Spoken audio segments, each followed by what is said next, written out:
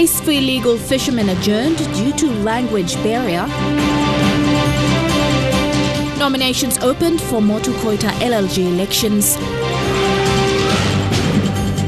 And PNG Orchids presented jerseys for Sunday's match.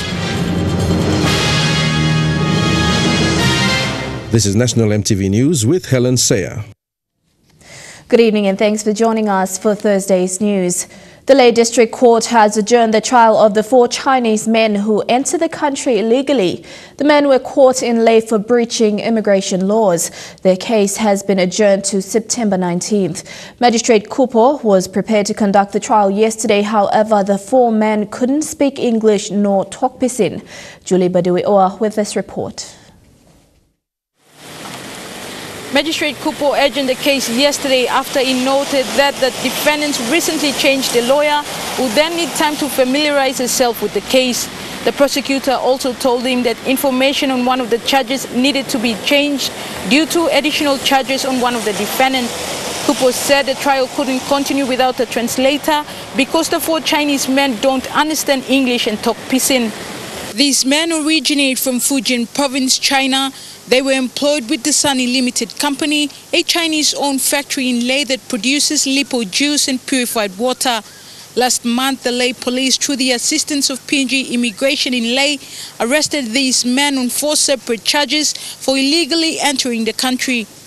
They were charged for entry into the country without valid permit or visa, false information on the entry permit, and were in possession of an entry permit without lawful authority. The men were released on bail at 700 kina each 3 weeks ago after being remanded at Bumo jail for 2 nights. Meanwhile, the trial was adjourned to the 19th of September. The magistrate told the prosecutor and the lawyer to identify a Chinese who can translate during the trial. Julie Badui-Oa, National EMTV News, Leh.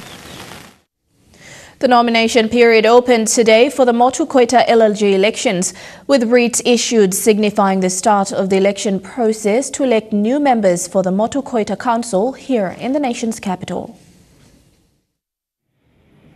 17 election writs were issued today and signed by Minister for Intergovernment Relations Kevin Isifu, signifying the start of the Motu Koita LLG elections. 14 writs will be issued today for the Motu Koita villages. 2 writs will be issued for the women representatives, and 1 writ will be for the chairman's seat.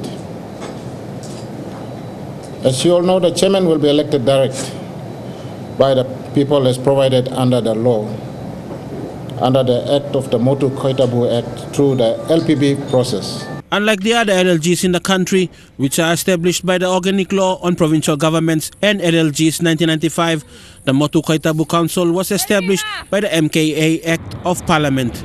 The Act promotes the interests and delivery of basic services to the Motu Koita communities in NCD. The nomination period will run for 7 days as of the 30th of August to the 6th of September 2018.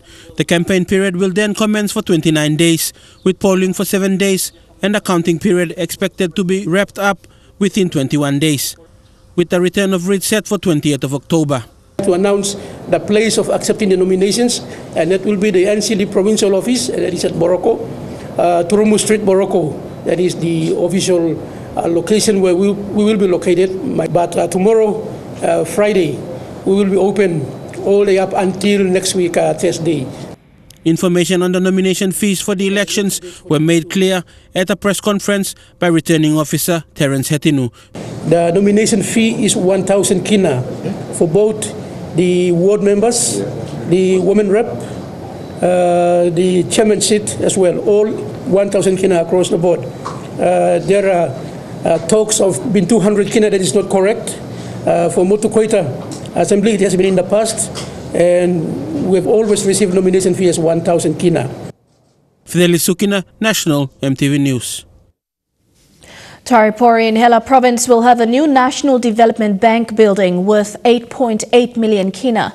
The proposal was signed today at the NDB head office in Port Moresby.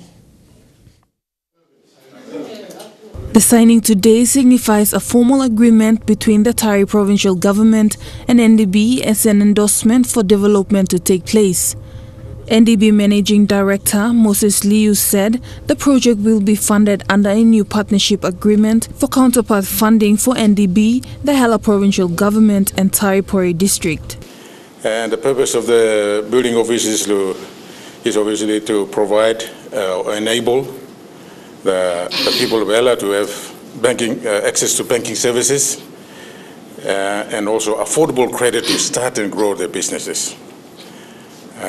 The expected outcome of this process will be that the Hela people will be able to engage in small business and in the process contribute to the growth of the local economy and also provide and create employment for people in Hela. The new NDB Tari office will not only enable Hela province to access NDB financial services, but also help them to engage in agriculture and entrepreneurship. Hela Governor Philip Undiyalu and Taripori member James Marape, who were also present at the ceremony, acknowledged NDB's strategic approach. Taripori MP said the new bank will help boost the people of Hela province to engage in business. The MP also said that people should not sell their land to foreigners to come and build stores and take over the business sector in Papua New Guinea. In the Hope Institute, the villages youths training for business. They're getting to know what is business, basic concept about banking, basic concept about borrowing. So we're already moving full steam. My aim, Taripori citizens and hopefully the other two districts in Hela into the future will be owners of businesses, not only basically only in Hela province, but right across the country. Governor Philip Undiyalu said as a new province, Hela is still struggling. He said the bank will help small business entrepreneurs in the province to invest and grow their business. The governor urged all the people of Hela to engage in agriculture and entrepreneurship because if and when LNG is gone, this is where they will go back to. In the long run, I see a good future for Hela to grow our small economy and equip our people. Hela province has a plan to allocate yearly allocations, basically to grow our SME, and I call on the people of Hela to change attitude, leave trouble fights, engage yourself in agriculture and small SME, because that is the future. The signing of the new building proposal will empower SMEs and agriculture in the province. Michelle Steven, National EMTV News. The controversial multi-million kina storage system built in Kokopo is set for launching next month, despite numerous concerns over environment issues. East New Britain Governor Nakikus Konga says the storage pond is one of the provincial government's impact projects to cater for Kokopo's urban growth. The multi-million kina project has stirred up concerns amongst business houses, claiming the course of the project was poorly done, with no public consultation and no environmental impact assessment. I was very disappointed with the Chamber of Commerce. President Blowali Kamne criticizing me, and I told him that, my friend, I am only here. Can you give me time to breathe? So they were trying the very best, the old government. And they've done a mistake, like what I have mentioned, we do mistakes, let's sit around and do it.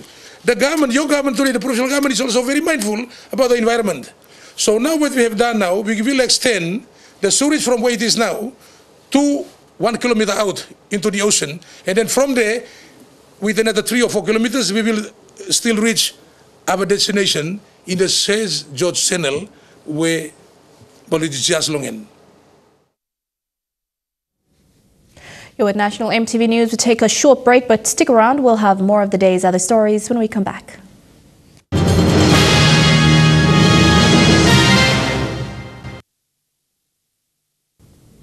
Welcome back to the news. Turning overseas, Thursday marks International Day of the Disappeared. It is intended to bring attention to the missing who were victims of war. There are many to remember in Lebanon. 17,000 remain unaccounted for during the civil war, which began in 1975 and ended in 1990. Lebanon's civil war ended in 1990. It wasn't the end, however, for thousands of families whose loved ones disappeared without a trace. Wadad Halouani's husband, Adnan, went missing on the 24th of September 1982. Today, she heads the Committee of the Families of Kidnapped and the Disappeared in Lebanon. On a busy Beirut street, she hands out leaflets to remind people that as many as 17,000 Lebanese and Palestinians are still unaccounted for. The country's leaders, she says, want everyone to forget the past. They told us, forget everything and put it all behind you, she says. Ibrahim al-Bustani's brother, Ali, then 14, was last seen on the 5th of May, 1975. Since then, he says, we've been asking and searching and searching and searching for him. But those searching are getting old. Others have passed away. Photographer Dalia Khamisi is documenting the families of the missing. As if time stopped for them, because obviously they cannot move forward. Women cannot get married again. They cannot inherit. Kids grow up listening or watching their mothers suffering, and it's as if life stopped for them. A draft law on the missing is headed to Parliament, while the International Committee of the Red Cross is collecting medical records, accounts and photographs of thousands of the lost. But we also have what scientifically it is called the biological reference samples, but in simple words, it's swab of saliva from the family of... So it's the DNA. You extract the DNA out of it. Researchers believe there may be more than 100 mass graves in Lebanon. None have been exhumed. Mariam Saidi lost her son, Maher, then 15 years old, in June 1982. She keeps him alive through her art. It pains her that those behind the civil war today carry on as if nothing ever happened. We see the warlords at rallies, she says, and people dancing around and applauding and thanking them. They lead groups and parties and so on and so on. But they're not fooling me. The pictures of the missing are fading, but not their memory. A high-seas skirmish between French and British fishermen has triggered peace talks between their governments. This next video shows vessels smashing together after French fishermen allegedly threw smoke bombs and rocks at the British boats. Watch the Blue Boat, a 200-ton British scallop trawler. This footage from a French boat shows it colliding with smaller French vessels. British fishermen say French boats like this surrounded them and started attacking them.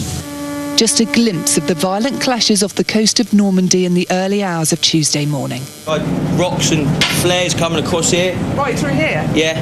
There was probably about 50, 60 boats around us in the end. Do you think our Navy should go with you? The only way to deal with it now is to get our Navy involved and try and protect us, really. But the French fishermen who got involved are furious. They're banned under French law from fishing in the Baie de Seine over the summer to preserve stocks. Normally a deal is done and larger British boats also stay away. But this year negotiations broke down and the British trawlers moved in. French skippers have had to watch them harvesting these scallop-rich waters just off their coastline without being able to join in. They have no hours, no quotas. They just fill their boats. They come, scrape and leave. And they leave us the crumbs. Scallops reproduce in the summer, and this is why French fishermen argue that they shouldn't be harvested until the 1st of October. It's a question of sustainability. But this side of the channel, the view is that there's more than enough to go around. We believe that the scallops are in good condition from the middle of August through the rest of the year. British fishermen will continue to fish in the Baie de Seine if we don't do a deal with France. We will fight back. We won't let them do it. Even if there's damage, I'm ready to go back there. Not to risk my life, of course, but I'm ready to return. The French police say they're sending more boats to patrol the area. It's now down to international negotiators to cool tempers.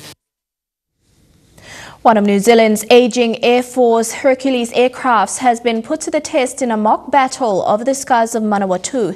The friendly but fierce competition between New Zealand, Australia and Canada is aimed at improving the accuracy and speed of the airdrop mission.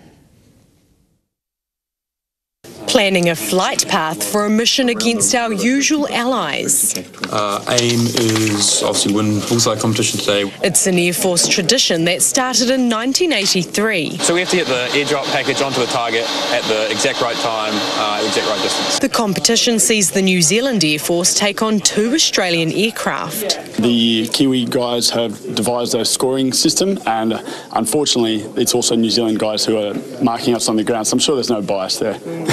And reigning champions Canada with 2 modern Hercules. Just our ability, our training for back home in the aircraft, I think we're going to be able to do it, yeah. Then there's the trusty 53-year-old Kiwi. Definitely get a local advantage or home field advantage. These aircraft are used for both combat and disaster relief missions, where dropping supplies quickly and accurately is critical. Today, it's those skills being put to the test over the Motu skies. It's a twisty, turny ride to the drop-off zone. The Hercules is just 500 metres above the ground and travels around 300 kilometres an hour. The ageing New Zealand Hercules brings an added challenge, those on board having to manually verify calculations.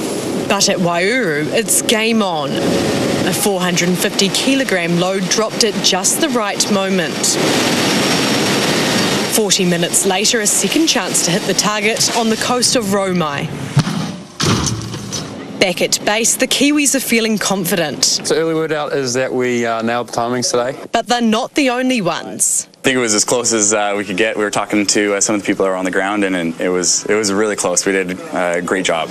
But the trophy will be extending its stay in New Zealand. It's the Kiwis on home turf who've taken out this year's competition. The Advertising Standards Authority in the United Kingdom has banned a mobile phone app from claiming that it's highly accurate at preventing pregnancies. Apps that track a woman's fertility cycle have also become popular in New Zealand, but experts are warning that everyone should treat them with caution.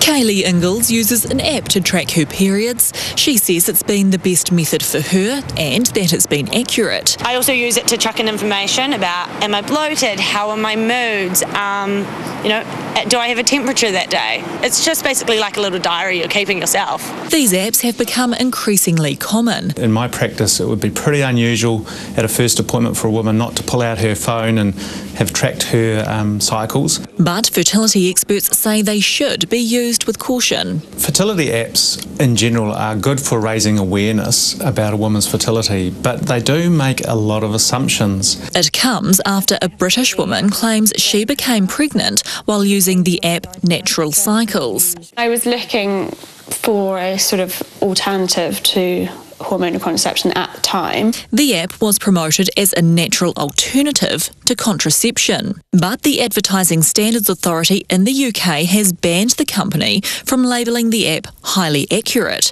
finding that these claims were misleading. A year or so ago, when I saw it on Instagram, I was led to believe it was 99% effective. There are a variety of apps that have become popular here and can be used for tracking periods and fertile windows to help with getting pregnant. The apps are a modern-day take on the old-fashioned rhythm contraceptive method of tracking a woman's fertility cycle. And some apps state that they shouldn't be used as a contraceptive. Let's not forget that the reason they exist primarily isn't just to help women understand their fertility, it's also to sell advertising and promote other products around that. Experts say if you want to better understand your cycle, apps can help, but to be properly informed, visit your doctor. You're at National EMTV News. Stay tuned for more stories coming up after the break.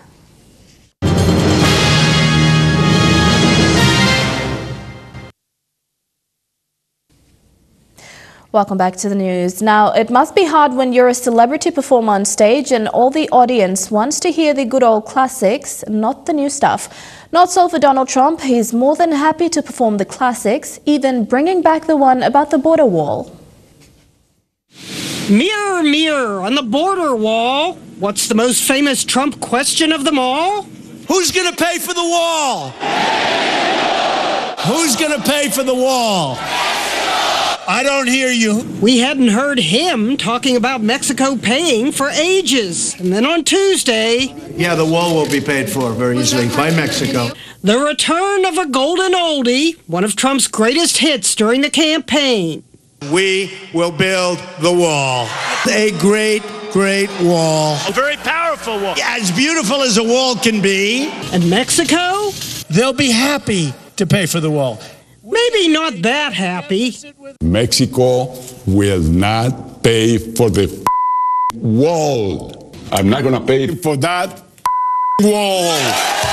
President Trump is trying to get Congress to cough up $25 billion, but so far only $1.6 billion has come through. Mr. Trump calls Mexico's President Enrique, and they're acting buddy-buddy now that a preliminary trade agreement has been reached, with Mexico's president sending an affectionate hug. A hug from you would be very nice.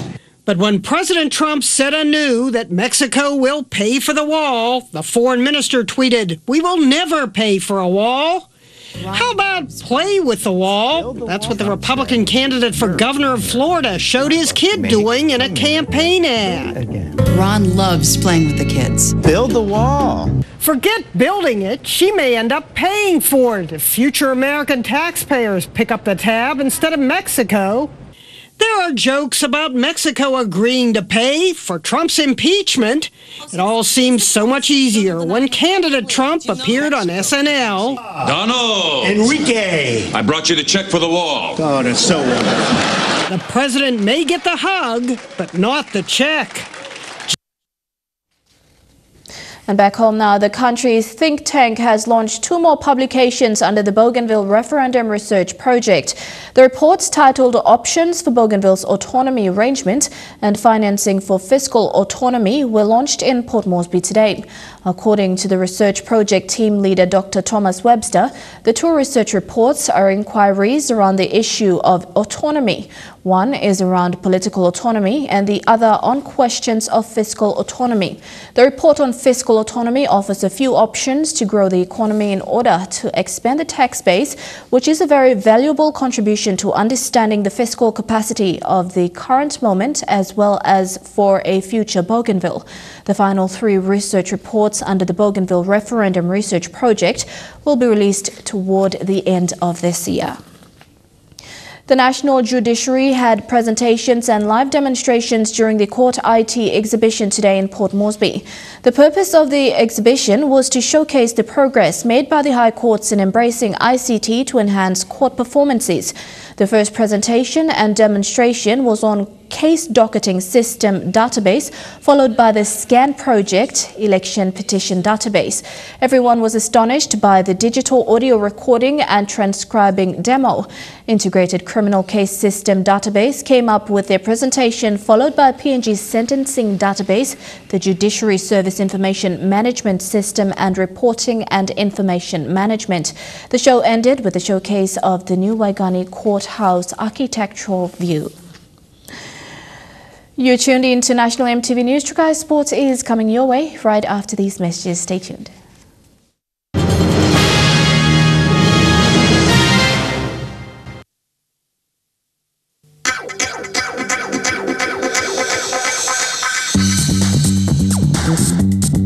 Trukai Sports.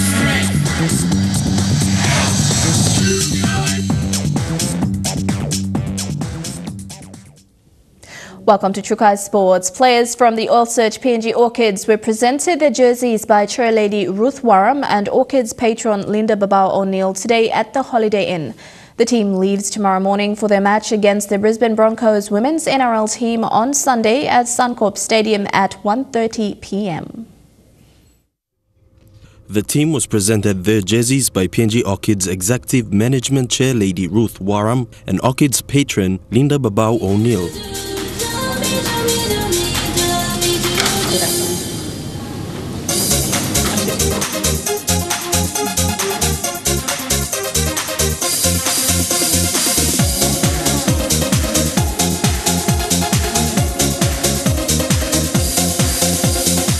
Many players will make their debut this Sunday when they run out onto Suncorp Stadium. This is a new experience for many of the girls in the team. PNG OEM chairlady Ruth Waram told the team to play to the best of their ability, as they not only represent themselves, but their family and the country. You leave the country, you're carrying the hopes of the entire nation on your shoulders. You're ambassadors, both on and off the field, so always remember that in how you conduct yourself, that you're representing Papua New Guinea. Not only that, you're representing yourself, you're representing our mothers and our sisters, you're representing your family, you're representing your own club, your confederate, and ultimately Papua New Guinea. So, Coach David Westy says it is a young team that they will be building towards the next World Cup. Building on our young women and putting a side together and hopefully getting into a semi-final in the World Cup next year. A lot of these players have never been in this situation before, and they've, taken it with both hands, and we've got some good leaders around, and it's 4 days into the camp and they're doing really well. They're ready for Brisbane. Orchids patron Linda Babao O'Neill congratulated the girls on their selection, wishing them the best in this weekend's match. You guys are as strong as you are as a team. Okay, you are your family. You have the whole of Papua New Guinea, all us women behind you 100%. Your success is our success. So we are behind you, okay? You are setting a pace and a standard for the rest of our women and our young girls, realizing that the sky's the limit and whatever they want to do, they can do. But first and foremost, be proud of yourselves. Be proud of the fact that you are here. You can do it. A signed jersey was then presented to the Orchids patron. Yes. Yes. I'm the least fit person in this room anyway. Thank you. Thank you. The oil-search PNG Orchids will take on the Brisbane Broncos NRL women's team on Sunday at Suncorp Stadium at 1:30 p.m. The match will be shown live on EMTV. Elijah Levet, National EMTV Sports. All-Search PNG Orchids captain Jenny Sue Hepper thanked the team for their support in her appointment as captain. She says they're ready and looking forward to their clash on Sunday against Brisbane Broncos women's NRL team. I want to thank all the girls for their support, all the coaching staff for what they're doing here, and want to especially thank our guests here today, Lady Linda, the chairman, our chairperson, and all the media who have come here, and also want to especially thank Oil Search for helping us through this, and with all the support that we have been given, we wouldn't be here today if it wasn't for PNG Rugby League, doing what they do best. And I just want to say again another thank you. And we're very privileged, and can't wait to get out there on Sunday and do our country proud. So. To athletics now. Athletics Union President Tony Green says many young and talented athletes came through in this year's National Athletics Championships recently hosted in Port Moresby. Green says with a number of potential talents identified, training of the squad will take place at the National Sports Institute in Goroka during the Christmas and New Year period. A number of talents came through at this year's Athletics National Championships who all tried out in various track and field events. In a telephone interview, Green says the union is conscious of its selection and will make sure athletes selected into the squad all qualify on merit. We have to just sort of encourage the athletes to continue their training, and we'll have a camp probably at NSI during the Christmas New Year break, during the school holiday for January. We'll get the athletes into camp. He said with some of the results from the nationals yet to be released, training for these athletes will take place at the National Training Institute in Goroka. It's for the Pacific Games. We don't have any more overseas competitions this year. Due to the funding situation, we're just having to to do what we can with the athletes in country. We do have another 2 events coming up. One is the Southern Region Championship in Port Moresby and the MGI Regional Championships, which will both be next month. He says PNG's elites who also participated in the nationals, Toya Whistle and Richard Peniel, are both working hard in terms of training and preparations for next year's Pacific Games. Peniel did very well at the nationals. As you saw, he won all 3 camps, so he's in good form at the moment. Toya only took part in the 100 metres. She was just running to see where she's at this stage. She'd been away, as you know, last month to Europe for some competition. So she's going to get back into base training now in preparation for next year. Godwin Eki, National MTV Sports. You're watching Trukai Sports. We'll have more action for you after these messages. Stay tuned. Trukai Sports. Welcome back to Trukai Sports. In AFL, South Pacific AFL Development Manager Ben Drew says the Paradise Foods New Kick School AFL program is used as a pathway to classify and recruit national and international players with eligibility to contracts overseas. Not only did Drew speak about talent pathways, but also highlighted that female participation in the sport of AFL and PNG is also AFL PNG's priority in promoting an equal playing field. Since 2011, AFL PNG was able to increase the number of school students around the country to 40,000 and in the last 2 years to nearly 70,000 participants. South Pacific Development Manager Ben Drew says if it wasn't for the support from Paradise Foods, such outcomes wouldn't have come about. 2017 we had somewhere around 60,000 to 70,000 new kick only participants. It doesn't include our competitions and those programs as well. So we were able to visit lots of schools across 6 to 8 regions of PNG with our staff around the country, and we're looking at sustaining those numbers and growing where possible this year. And with the partnership with Paradise Foods, a PNG owned and run company, we're very excited to do that, and we feel that we're going to be able to be in a much better position to do that now with the support of Paradise Foods. Drew says while focusing on developing skills and techniques at a young age, discipline and respect towards one another is also taught through the New Kick program so that these young AFL enthusiasts grow up to be great sportsmen and women in the future. We've been talking about the importance of providing a safe and equal opportunity for all girls of all ages to be involved in our game, whether that's playing, whether that's umpiring, coaching, administering, all the things that we do within the AFL. It's important that we provide an equal opportunity, and we're very happy and pleased to say that 46% of our participation number last year was female, and we're looking at sustaining and growing that figure, and hopefully, you never know, one day it becomes 50-50 and it's getting closer and closer. And it's very clear from the graphs and the information that we showed our staff the last 2 days that the girls want to be involved, so we need to provide an opportunity for that to happen.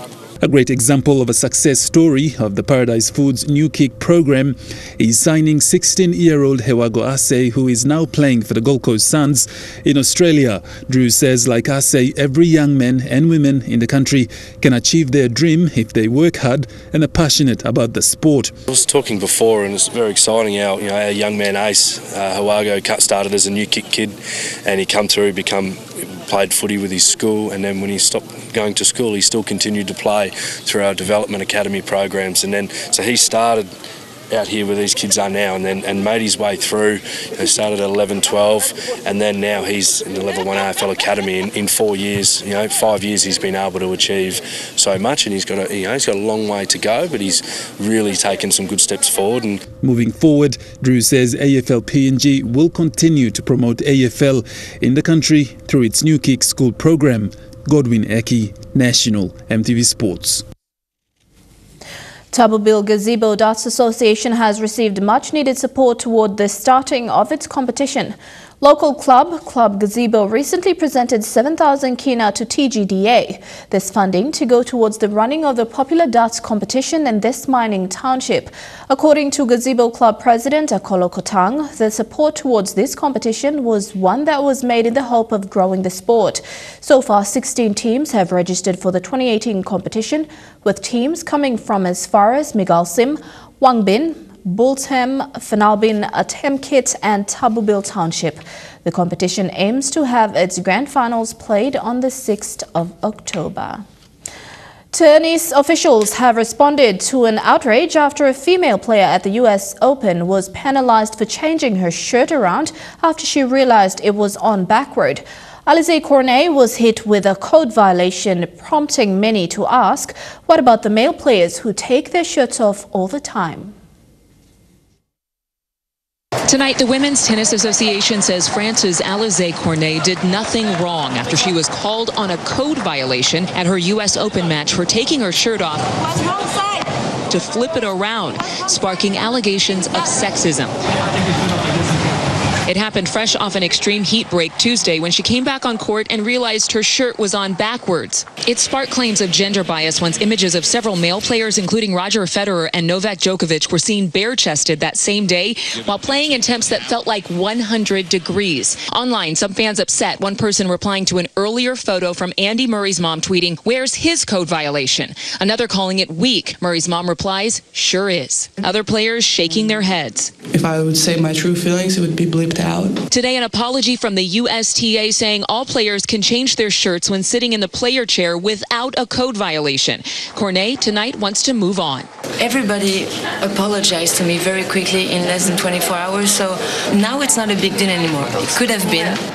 Alizé tells me that her biggest fear was getting fined, and while she does believe that men and women are treated differently in the sport, she says that's not the case here. In fact, she's calling the call a mistake and saying that possibly the hot weather got to the umpire too. To netball now, Nolene Taurua will coach the Silver Ferns through to next year's World Cup. The balance of power has changed since Netball New Zealand snubbed her 3 years ago, with Taurua now firmly in control. She will also continue to lead her Aussie club in 2019. It's been a long time coming, but finally netball fans and critics alike have their wish. I don't know if it's actually sunk in, but I think once we do take the court, and especially that first test, like always, I think it'll be very special. Unwanted back in 2015, despite an already impressive coaching resume, including being the only Kiwi coach to win a title in the now defunct Trans-Tasman Championship, Taurua continued to weave her magic.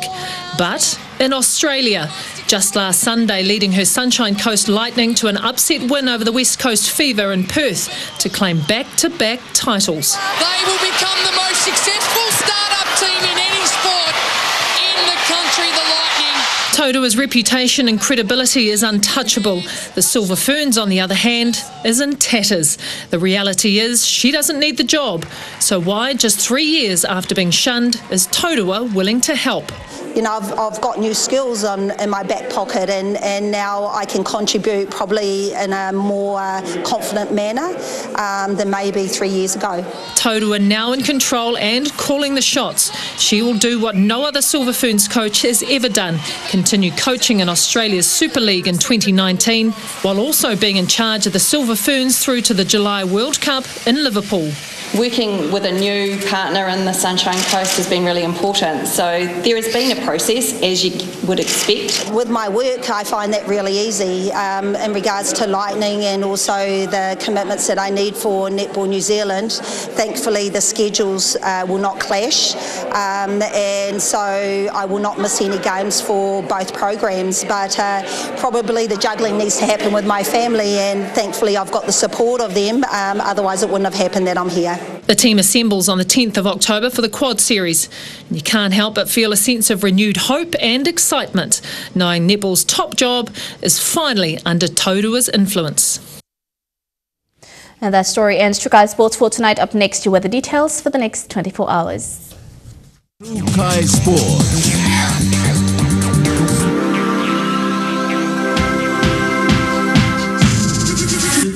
Trukai Sports. The weather details were proudly brought to you by Dulux, celebrating 50 years in PNG and the only paint made in PNG.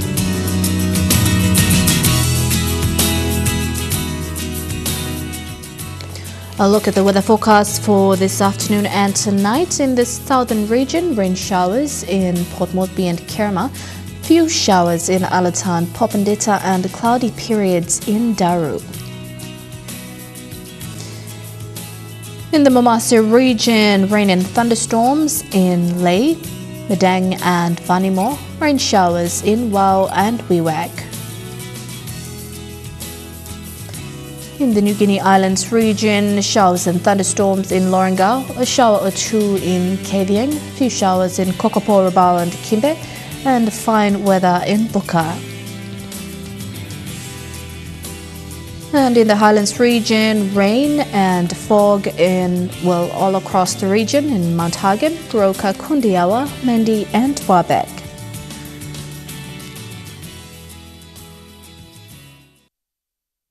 The weather details were proudly brought to you by Dulux, celebrating 50 years in PNG and the only paint made in PNG. Before we go, recapping tonight's main stories. Illegal fishermen case adjourned in Lae. Motu Koita LLG elections opened with issuing of wreaths. And PNG Orchids presented their official jerseys for Sunday's clash with the Broncos. And that's the news, sport and weather for today, Thursday, the 30th of August. You don't want to miss My Province, My Country tonight. We're featuring the Milne Bay Province at 8 p.m. Until we do this again tomorrow, on behalf of the entire EMTV News team around the country, pleasant viewing and good night.